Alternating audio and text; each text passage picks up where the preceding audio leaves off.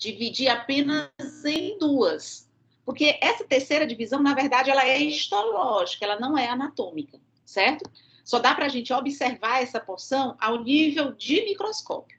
Então, histologicamente, esse aparelho respiratório está dividido em porção condutora, porção de transição e porção respiratória. A porção condutora, ela é constituída por todos aqueles órgãos que vão, como o próprio nome já diz, conduzir o ar até os pulmões, que no caso são as fossas nasais, a nasofaringe, a laringe, a traqueia, os brônquios, até ao nível de bronquíolo terminal. Então, lá na anatomia, termina assim, termina só como bronquíolo. Só que aqui na histologia, essa porção condutora, ela termina em bronquíolo terminal. A porção de transição está representada pelo bronquíolo respiratório. E como o nome já diz, é de transição. Isso aqui só dá para ver ao nível de microscópio óptico. E a porção respiratória propriamente dita é composta por aquelas estruturas que vão constituir o que nós chamamos de parênquima pulmonar, que são os ductos alveolares, os sacos alveolares e os alvéolos. Então, aqui uma imagem só para a gente se situar um pouco sobre esses órgãos do aparelho respiratório. Então, fossas nasais, nasofaringe, laringe, traqueia. A traqueia se bifurca, dá origem aos brônquios, os brônquios se bifurcam, dando origem aos bronquíolos. Inicialmente, os bronquíolos terminais, que se ramificam mais um pouquinho e se fundem com os alvéolos para poder formar os bronquíolos respiratórios. E o parênquima pulmonar é constituído, né, pelos ductos, pelos sacos e pelos alvéolos propriamente ditos. Então, vamos lá, vamos começar pela porção condutora. Então, esses órgãos da porção condutora têm como principal função, além de conduzir o ar até os pulmões, limpar, filtrar, umedecer e aquecer o ar. Então, é assim que o ar ele tem que chegar lá nos pulmões. Ele tem que chegar o mais limpo possível, né? Tem que chegar úmido e tem que chegar aquecido. Essa limpeza, essa filtragem é feita durante a passagem desse ar em contato com a mucosa dos órgãos dessa porção condutora. O ar ele vai se umedecer porque durante esse trajeto o ar também vai entrar em contato com secreções que vão umedecer e aquecer devido ao rico plexo venoso que tem também nessa camada mucosa desses órgãos. Então, é assim que o ar ele deve chegar até o pulmão. Bom, a mucosa desses órgãos da porção condutora, na sua maior parte, é revestida por epitélio do tipo pseudoestratificado, ciliado, com células caliciformes. Que a partir desse assunto, a gente não fala mais dessa classificação completa, né, toda essa classificação que nós vimos lá em tecido epitelial. Esse epitélio simples, pseudoestratificado, ciliado, com células caliciformes, é chamado de simplesmente epitélio respiratório. Por quê? Porque ele vai revestir a maior parte da porção condutora do aparelho respiratório. Abaixo desse epitélio tem uma lâmina própria de tecido conjuntivo frouxo, que pode conter glândulas, vasos sanguíneos, linfócitos difusos ou formando aglomerados, que nós chamamos de nodos linfáticos, e algumas células M, que são células apresentadoras de antígeno. Então, está aqui a mucosa da maioria desses órgãos da porção condutora do aparelho respiratório, constituído por esse epitélio do tipo respiratório e a lâmina própria de tecido conjuntivo frouxo. Aqui é uma imagem de microscopia eletrônica, só para mostrar para vocês a quantidade de cílios que tem esse epitélio respiratório. Bom, então vamos lá. As fossas nasais, anatomicamente, ela é dividida em 3 porções. Nós temos o vestíbulo nasal, que é essa porção mais anterior e dilatada das fossas nasais. Nós temos a área respiratória, que é a maior parte das fossas nasais, e a área olfatória, que está localizada aqui nessa região mais superior das fossas nasais. Bom, o vestíbulo ainda é uma área de transição entre a pele e a mucosa respiratória. Portanto, o epitélio que reveste aqui o vestíbulo ainda é um epitélio estratificado pavimentoso não queratinizado. Mas toda a área respiratória já tem o epitélio do tipo respiratório, onde abaixo, na lâmina própria, nós vamos encontrar algumas glândulas mistas, né? Ácino, na forma de ácino misto. E essa mucosa uma parte dela vai estar apoiada diretamente sobre o tecido ósseo, ou seja, sobre o periósteo, formando uma área que nós chamamos de muco periósteo, né? Quando a mucosa está apoiada em tecido ósseo.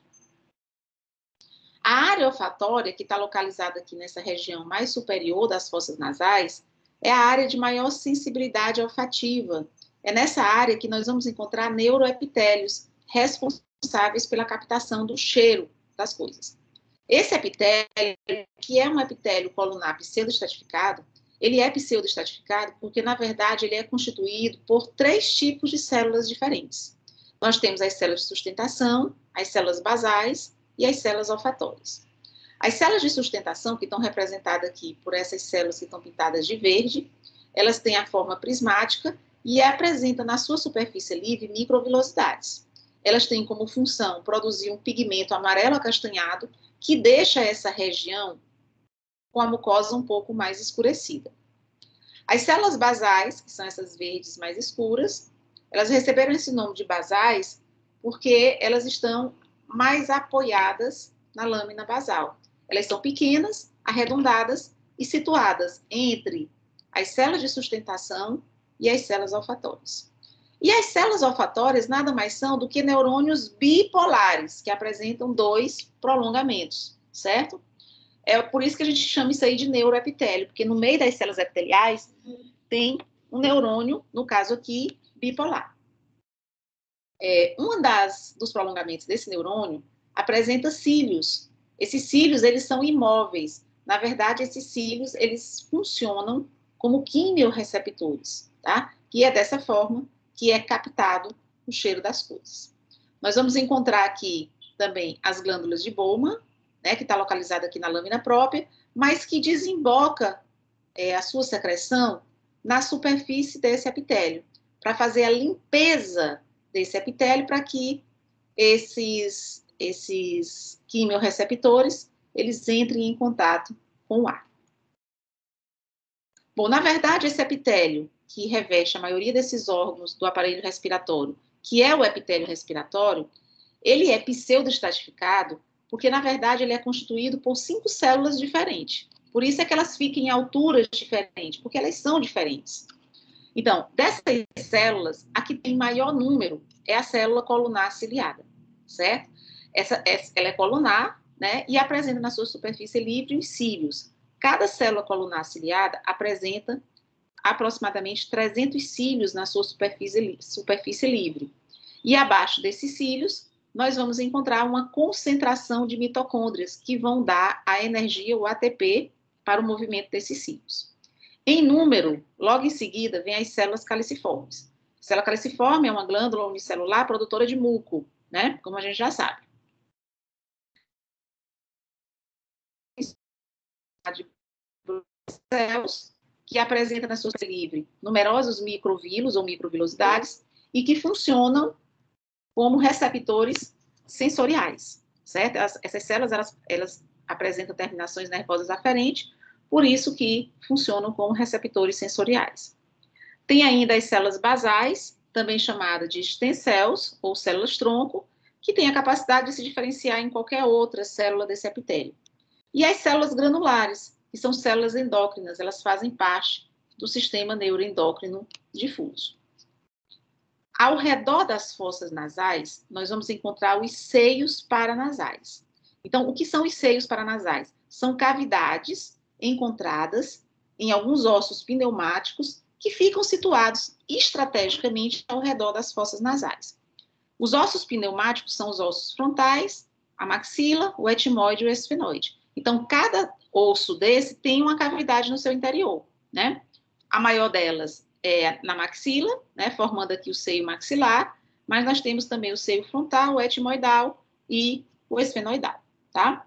Bom, como vocês estão vendo aqui, essas cavidades, elas ficam estrategicamente ao redor das fossas nasais, porque, na verdade, a secreção produzida pela mucosa desses seios paranasais, elas desembocam nas fossas nasais.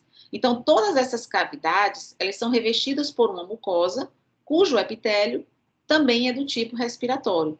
Tem uma lâmina própria bem delgada, com algumas glândulas, e tem a função, como eu já falei, de produção de muco. Então, como vocês estão vendo aqui, o corte histológico de alguns desses seios, né? A gente pode observar que o tecido ósseo que forma esses seios, ele é revestido por uma mucosa. Então, tá aqui o tecido ósseo, tá aqui a mucosa. Vejam que a mucosa desses seios, todas elas, tem o epitélio pseudoestratificado, ciliado com células caliciformes. Então, tá aqui mais uma vez mostrando para vocês o epitélio do tipo respiratório, que é o epitélio pseudoestratificado, ciliado com células caliciformes. Bom, das fossas nasais, o ar vai passar pela nasofaringe, né, que é a parte da faringe voltada para as fossas nasais, que também tem a mesma mucosa das fossas nasais, cujo epitélio também é do tipo respiratório, e logo depois vem a laringe, né? A laringe é um órgão que comunica a faringe, a nasofaringe, com a traqueia. Na laringe, nós vamos encontrar várias peças cartilaginosas. Peças cartilaginosas essas que podem ser do tipo hialina e peças cartilaginosas que podem ser do tipo elástica. Então, a cartilagem da tireoide, da tricoide e aritenoide são peças cartilaginosas do tipo hialina.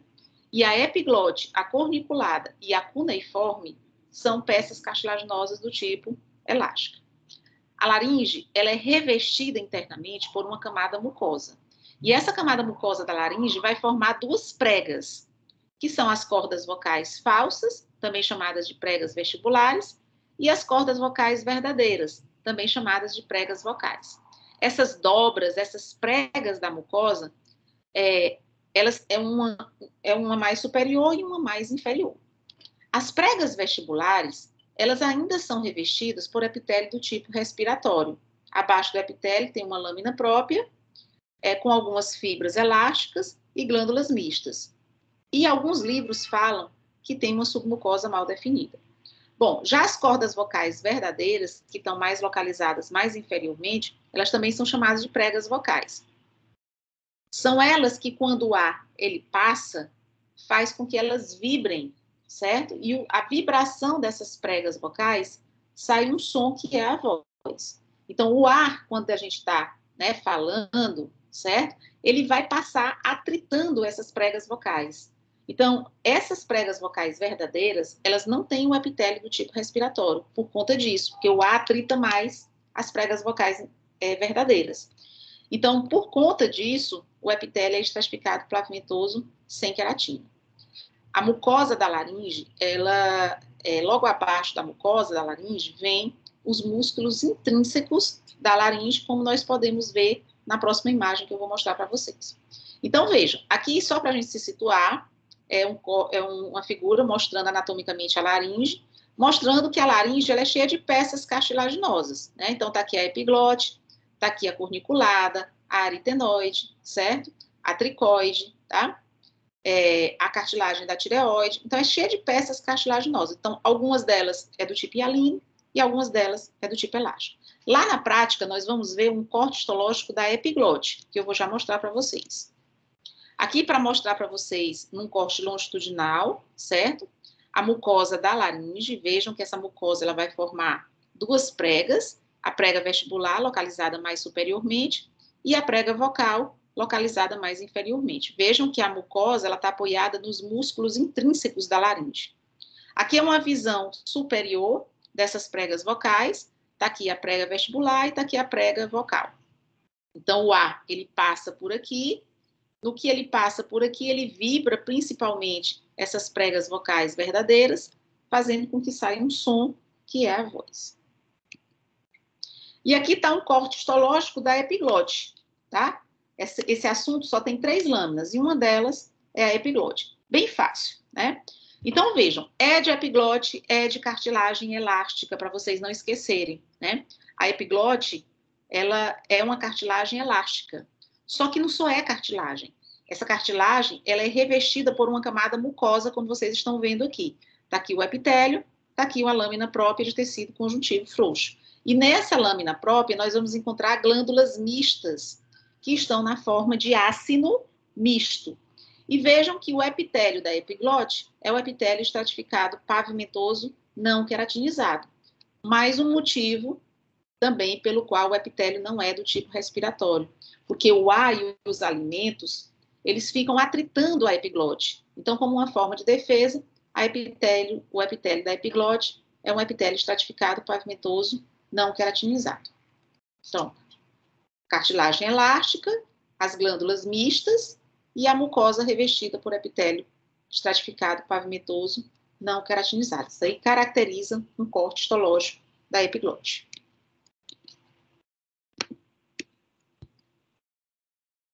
Da laringe, o ar ele passa para a traqueia.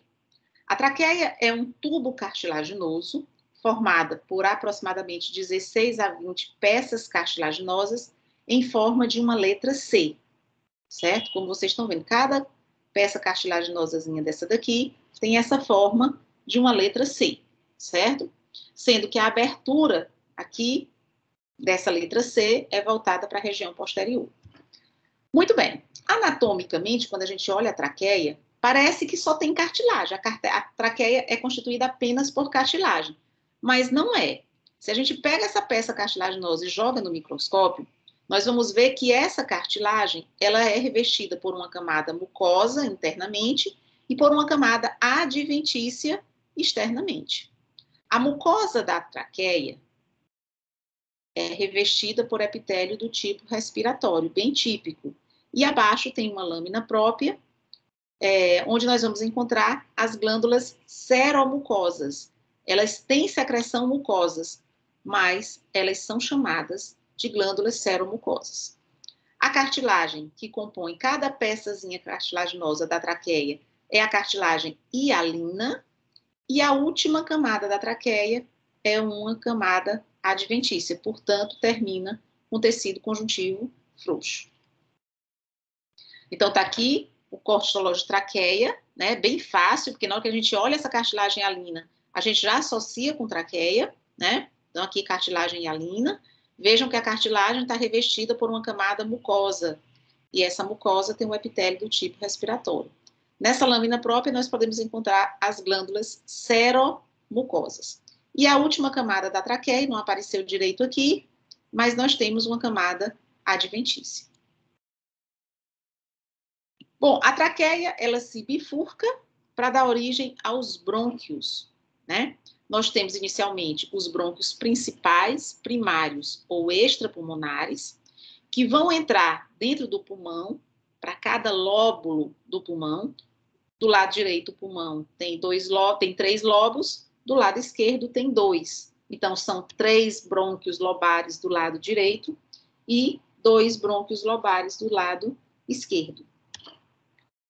O epitélio desses brônquios, eles podem variar um pouco, né? Então, vejam. Quando a traqueia se bifurca para originar os brônquios principais, primários ou extrapulmonares, na verdade, o corte histológico não muda. Então, se eu fizer um corte histológico de brônquio principal com um corte histológico de traqueia e comparar, eu vou ver a mesma coisa. O que vai modificando é quando esses brônquios eles penetram no pulmão e começam a se ramificar. Aí o epitélio começa também a se modificar. Para ser brônquio, histologicamente ainda tem que ter peças de cartilagem hialina, certo? Só que peças de cartilagem já descontínua, já não tem mais aquela forma de letra C, bem contínua. Nós ainda vamos encontrar glândulas, certo? Glândulas e alguns nódulos linfáticos. Então, como eu falei, os brônquios primários, que são os ramos maiores dos brônquios, histologicamente é igual à traqueia. Já os brônquios lobares, né, eles vão começar a se modificar. Então, a primeira mudança que ocorre é o epitélio, que o epitélio vai deixar de ser do tipo respiratório para ser um epitélio cilíndrico simples ciliado. Abaixo tem uma lâmina própria rica em glândulas elásticas.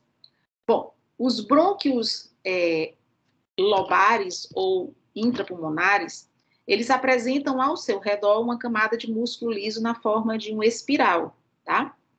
A cartilagem ainda é hialina, né? Só que não é mais contínua, como eu falei para vocês, a gente só vê já pedaços de cartilagem.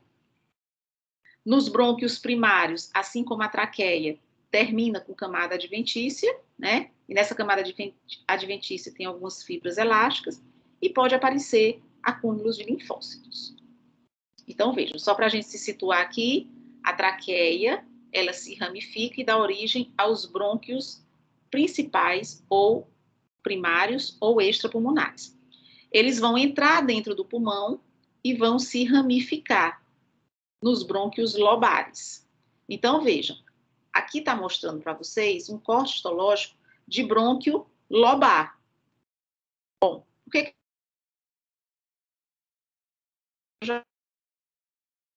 pulmão, tá aqui os alvéolos pulmonares. Eu estou vendo que a peça de cartilagem hialina, ela já está descontínua, ela já não está mais naquela forma de uma letra C bem nítido, né? A gente só vê pedaços de cartilagem. Então, isso aqui é um corte histológico de brônquio primário. O brônquio extrapulmonar é igual à traqueia, tá? Então, tanto faz ver um corte histológico de traqueia quanto de brônquio extrapulmonar, que eu vou ver a mesma coisa. Quando o brônquio entra no pulmão, é que começam as modificações. Então, a peça de cartilagem, ela existe, mas ela já não é mais contínua, tá? A gente vê uma camada de músculo liso em torno desse brônquio em forma de espiral, e o epitélio, ele passa a ser cilíndrico simples ciliado. Então, tá aqui mais uma vez um corte histológico de brônquio intrapulmonar. Vejam que aqui a gente já vê o pulmão. Veja que a peça de cartilagem hialina, ela está descontínua, já não tem mais aquela forma de uma letra C. Vejam que tem músculo liso ao redor desse brônquio intrapulmonar, ó, em forma de espiral. E aqui a mucosa com o epitélio cilíndrico simples ciliado. Os brônquios lobares, eles vão se ramificar para dar origem aos bronquíolos. Anatomicamente, é considerado um bronquíolo quando o diâmetro é menor que 1 milímetro. Histologicamente, nós vamos considerar um bronquíolo quando desaparecer completamente a cartilagem hialina, as glândulas e os nódulos linfáticos. Então, desapareceu isso aqui, aí a gente já considera que é um bronquíolo. Esses bronquíolos, eles se ramificam. Então, a porção inicial desses bronquíolos tem o epitélio cilíndrico simples ciliado, e de acordo com que eles vão se ramificando, o epitélio passa a ser cúbico simples ciliado ou não. Se vocês observarem, nós estamos vendo uma transição do epitélio. Então, o epitélio ele vem na traqueia do tipo respiratório, a traqueia se bifurca, dá origem aos brônquios extrapulmonares, e o epitélio continua respiratório. Quando esses brônquios penetram no pulmão e começam as suas ramificações, o epitélio vai começar a modificar, e aí vejam que na porção inicial ele é cilíndrico simples ciliado, nas porções finais ele já está cúbico simples ciliado ou não. Então a gente observa que o epitélio está ficando mais baixo, a célula caliciforme está desaparecendo, e vocês estão vendo aqui que os cílios também estão desaparecendo.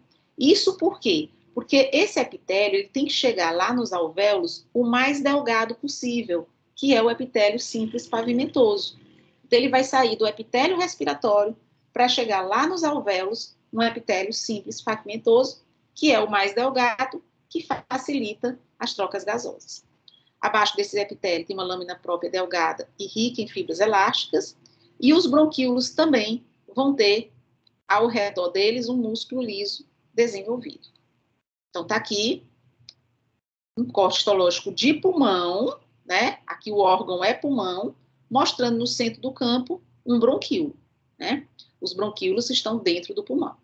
Bom, observem que esse bronquíolo, ele já não é considerado bronquíolo porque a gente já não encontra a peça de cartilagem, que já desapareceu, glândulas e nódulos linfáticos, não tem. Então, isso aqui já é considerado um bronquíolo, tá? Vejam um músculo liso também bem desenvolvido ao redor dos bronquíolos. Só que existe dois tipos de bronquíolos. Existem os bronquíolos terminais e os bronquíolos respiratórios. Os bronquíolos terminais, eles terminam a porção condutora do aparelho respiratório. Tem a parede mais delgada, o epitélio é um epitélio colunar baixo ou cuboide, cujas células elas são ciliadas ou não. Bom, e o livro ainda fala que nesse epitélio tem as células claras não ciliadas, porém a função ainda está desconhecida. Os bronquíolos terminais, eles se abrem nos alvéolos, para dar origem aos bronquíolos respiratórios. Então, o que são os bronquíolos respiratórios? É quando o bronquíolo terminal, ele se funde com os alvéolos. Portanto, o bronquíolo respiratório tem a parede descontínua, enquanto que o bronquíolo terminal tem a parede toda contínua, toda fechadinha. Esses bronquíolos respiratórios é um tubo curto, às vezes ramificado, que são revestidos por um epitélio simples colunar baixo, a cuboide, mas já é um epitélio já cuboide bem baixo. Então, vejam, isso aqui é um bronquíolo terminal. Esse outro que eu mostrei para vocês também é um bronquíolo terminal, certo? Bom, por que eu estou vendo ele e estou dizendo que ele é terminal? Porque a parede é toda contínua, é toda fechadinha, certo? A gente observa o músculo liso em torno, em forma de espiral, também bem contínuo. Quando a parede desse bronquíolo terminal se fundir com os alvéolos, aqui também nós temos outro bronquíolo terminal, mas quando esse bronquíolo terminal ele se fundir com os alvéolos, aí nós temos um bronquíolo respiratório. Por isso é que ele faz parte da porção de transição, porque aqui nós estamos vendo a transição para a porção respiratória. Então, o ar está saindo da porção condutora e entrando na porção respiratória. Vocês estão vendo, pessoal, que a internet modificou aqui um pouquinho? Tudo bem aí? Vocês estão me ouvindo? Tudo bem, tudo bem. Bom, então, aqui é um corte histológico de pulmão, mostrando no centro do campo o bronquíolo respiratório. Se eu aumentar isso aqui, e eu aumentei, só para vocês observarem a mudança do epitélio. Ó, o epitélio aqui ele já está um cúbico simples, e aqui nos alvéolos já está um pavimentoso. Ó, justamente porque quando chega aqui nos alvéolos, o epitélio que reveste esses alvéolos já tem que ser pavimentoso para facilitar as trocas gasosas. Bora ver se vocês entenderam. Isso aqui é um brônquio ou é um bronquíolo?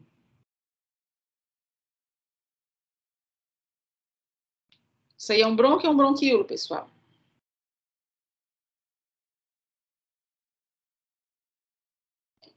Vamos lá, é brônquio ou bronquíolo?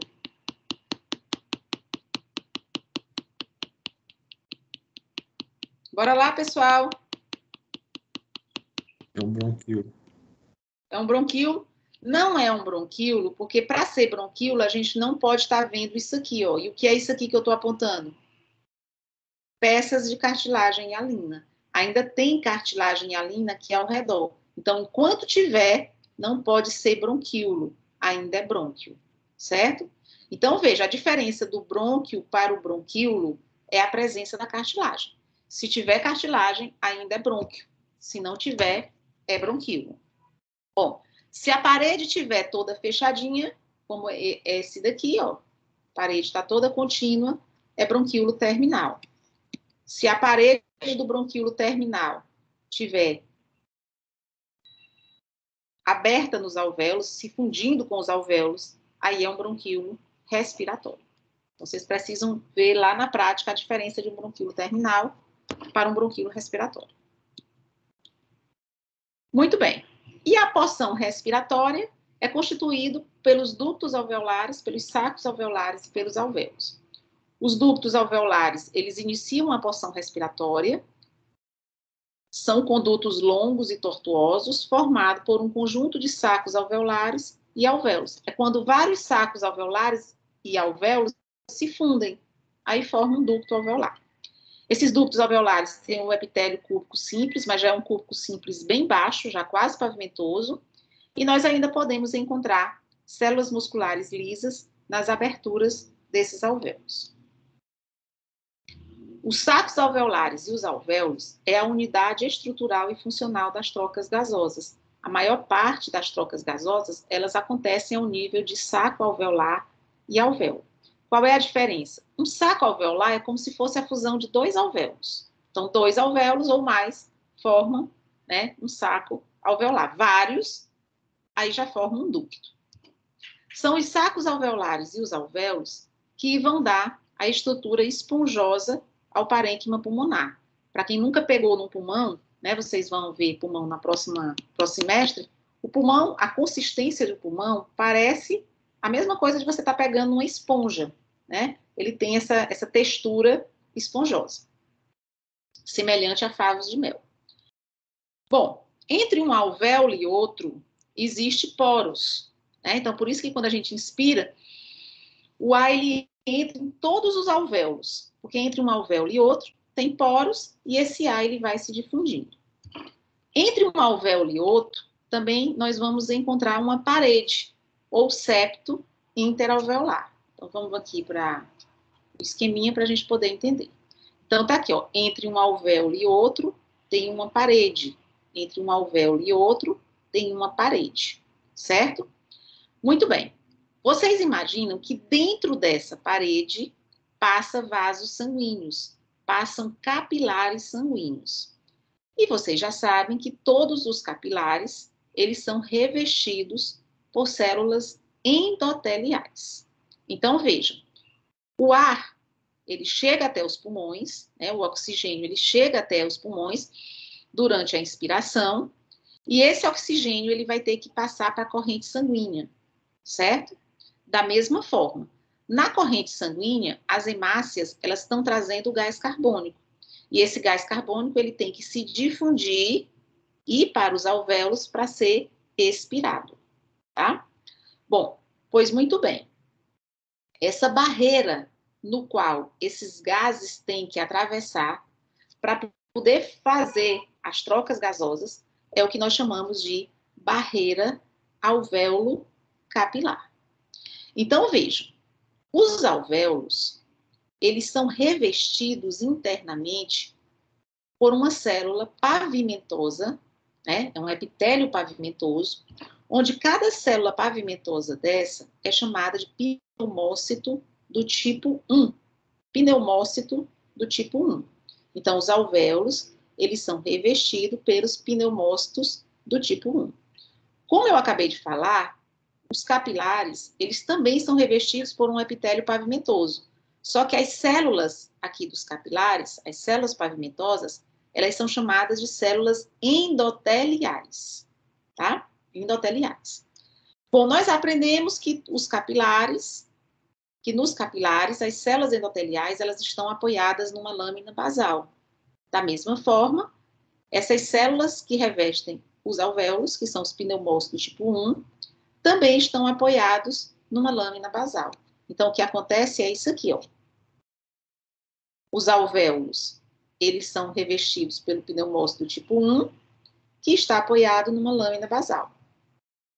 Os capilares, eles são revestidos pelas células endoteliais, que também, por sua vez, está apoiada numa lâmina basal. Então, aqui nós vamos ter a fusão de duas lâminas basais, formando o que nós chamamos de membrana basal. Então, o gás carbônico, ele tem que seguir essa direção e o oxigênio, o sentido contrário. Então, veja, o oxigênio tem que ir nessa direção e o gás carbônico tem que ir nessa direção. Então, vamos começar pelo oxigênio. Então, o que é que o oxigênio ele tem que atravessar para chegar aqui na corrente sanguínea? Ele tem que atravessar o citoplasma do pneumócito do tipo 1, tem que atravessar a membrana basal, que é a lâmina basal do pneumócito do tipo 1, fundida com a lâmina basal das células endoteliais, e tem que atravessar o citoplasma das células endoteliais. Aí se liga às hemácias e segue na corrente sanguínea. O gás carbônico, ele está aqui na corrente sanguínea. Ele vai ter que passar para o alvéolo. Então, o que é que ele tem que atravessar? Ele tem que atravessar o citoplasma da célula endotelial, tem que atravessar a membrana basal, que é a lâmina basal da célula endotelial, fundida com a lâmina basal do pneumócito do tipo 1 e o citoplasma do pneumócito do tipo 1. Então, o que esses gases atravessam é o que nós chamamos de barreira alvéolo capilar. E é claro que essa questão vai estar na prova teórica, certo? Muito bem, aqui mais uma vez para mostrar para vocês os poros, né? Então aqui, ó, os alvéolos, eles são cheios de poros para poder ocorrer a difusão desses gases facilmente. E aqui está mais uma vez um corte histológico de pulmão. Então o pulmão só erra também quem nunca viu, né? Que o pulmão parece favos de mel. O corte histológico do pulmão parece favos de mel. Então, um só é um alvéolo, a fusão de dois alvéolos é um saco, a fusão de vários sacos e alvéolos forma um ducto alveolar. Então, isso aqui é representando aí o parênquima, o parênquima pulmonar.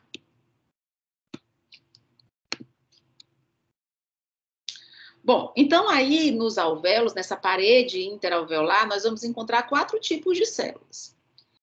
2 delas eu já falei, né, que são as células endoteliais, que vão revestir os capilares que são encontrados dentro da parede interalveolar. Esses capilares, eles são classificados como contínuos não fenestrados. Já falei também do pneumócito tipo 1, que é a célula epitelial de revestimento dos alvéolos, é uma célula achatada, pavimentosa, portanto, tem o núcleo achatado e o citoplasma delgado. Nós vamos encontrar também o pneumócito tipo 2, que também são chamadas de células septais. Esse pneumócito tipo 2 tem um núcleo maior e mais vesiculoso, e voltado para os alvéolos, apresentam microvírus ou microvilosidades. No interior do citoplasma desses pneumócitos tipo 2, nós vamos encontrar os corpos multilamelares, o que dá a essa célula um aspecto vesiculoso ao microscópio óptico, tá? Bom, a função dessa célula é importantíssima. São os pneumócitos tipo 2 que vão produzir a película sulfactante, que é uma película com característica lipoproteica, né, que fica banhando ali o pneumócito tipo 1 para diminuir a tensão superficial da parede do alvéolo e para impedir que os alvéolos, as paredes, elas se colabem, tá? Então, elas impedem o colabamento das paredes alveolares e também diminui a tensão, ou seja, quando a gente inspira, a parede do alvéolo ela não rompe, né? Porque a pressão da entrada do ar ela é grande e mesmo assim a parede não rompe, e não rompe por conta da película sulfactante, que é produzido pelo pneumócito tipo 2.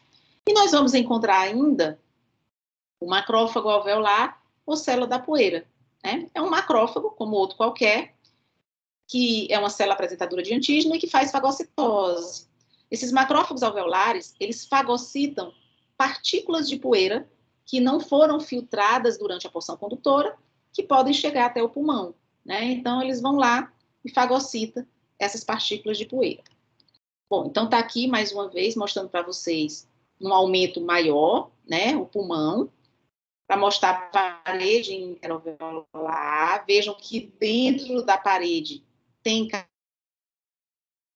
capilares sem poros, né, sem fenestrações.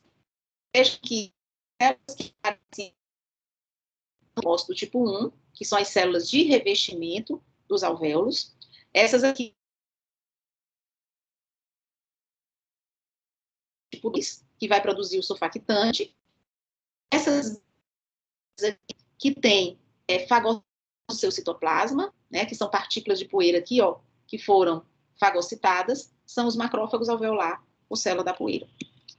Aqui, mais uma vez, mostrando o esqueminha, o pneumócito tipo 1, o pneumócito tipo 2, vejam que voltado para os alvéolos, esse pneumócito tipo 2 apresentam microvilosidades, vejam aqui eles produzindo a película sulfactante, né? Aqui o macrófago alveolar, que aqui está bem bonito no corte histológico, com 3 partículas de poeira que foram fagocitadas. Então, está aqui pneumócito tipo 1 achatado, pneumócito tipo 2 mais globoso, e o macrófago alveolar, ou célula da poeira. Bom, com relação à circulação, o pulmão, ele apresenta vasos funcionais e vasos nutridores, né? Os vasos funcionais do pulmão é a artéria pulmonar e a veia pulmonar, sendo que a artéria pulmonar é uma artéria elástica que, né, traz o sangue venoso, e a veia pulmonar é a que leva o sangue arterial. E os vasos nutridores estão representados pelas artérias e veias brônquicas, né, que se ramificam até o nível de bronquíolo respiratório, tá? Então, os que vão fazer parte mesmo das trocas gasosas são os vasos funcionais. Esses vasos nutridores, eles se anastomosam com pequenos ramos da artéria pulmonar. E para finalizar, nós temos a pleura, que é uma membrana serosa que envolve o pulmão. E como toda membrana serosa, assim como o pericárdio, o peritônio, a pleura também apresenta 2 folhetos, né? Folhetos esses que são contínuos. Então, a pleura, ela tem 2 folhetos, sendo que o folheto externo é chamado de parietal e o folheto interno é chamado de visceral. Esse folheto interno aqui é que fica aderido ao pulmão. Se a gente fizer um corte histológico da pleura, né, assim como, né, o peritônio, nós vamos ter o mesotélio, que é um epitélio pavimentoso simples, e um tecido conjuntivo frouxo. Entre os dois folhetos tem uma cavidade pleural, que é bastante permeável, portanto, nessa cavidade pode penetrar ar, e aí nós chamamos isso aí, né, de pneumotórax. Pode entrar sangue, né, e aí nós chamamos de hemotórax, ou pode entrar líquido, quando a gente tem um edema pleural, né? Isso acontece porque a pleura ela é bastante permeável. E aqui um corte histológico do pulmão, só para vocês mostrarem para vocês, ó, que o pulmão ele termina com um epitélio pavimentoso simples. Isso aqui é a pleura visceral, certo? Que é a que fica aderida ao pulmão. Ó. Tem a pleura visceral que está aderida ao pulmão e tem a pleura parietal que fica aqui revestindo aqui a face interna da cavidade torácica. Né? E no meio tem a cavidade pleural. Mas no corte histológico, normalmente a gente vê a pleura parietal. Que é essa aqui. Essa aqui que termina com epitélio pavimentoso simples. Muito bem. E era isso que eu tinha para dizer para vocês. Como eu falei, essa aula ela não é grande, ela é pequenininha. É uma das menores que tem no livro do Junqueira. E bem simples da gente entender. Só são 3 lâminas. Nós vamos ver uma lâmina de traqueia, de epiglote e a de pulmão. São 3 lâminas. Ok, meus amores? Certo, professora. Certo, professor. Pois beijos e até a próxima. Beijo. Sexta-feira, Até. 9 horas, né? Certo. 9, né? Certo. É isso? Certo. É isso? Ok. Beijos. Beijo. Esse assunto não cai na prova. Certo. Graças a Deus. Atenção, esse assunto respiratório é para a próxima. É Tá. até glândulas anexas.